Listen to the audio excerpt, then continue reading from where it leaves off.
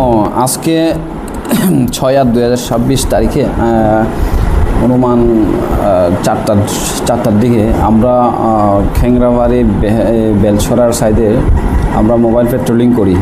Mobile পেট্রোলিংয়ের সময় আমরা যখন ওইখান থেকে ব্যাক করি, ওই সময় আমরা দশগড়িয়া এরিয়াতে যে দেখতে পাই দুইটা সাসপেক্টেড একটা বস্তা পাওয়া গেছে রাস্তার ধারে। তো এখানে আশেপাশে কোনো লোক পাওয়া যায়নি, তো আমরা পুরো এরিয়াটা চার্জ করে দেখলাম, কাউকে পাইনি। এরপর আমরা যে বস্তাগুলো পাওয়া গেছে ওটা আমরা চেক করে দেখি, ওর মধ্যে সাসপেক্টেড টু বি ড্রাই গাঞ্জা রয়েছে।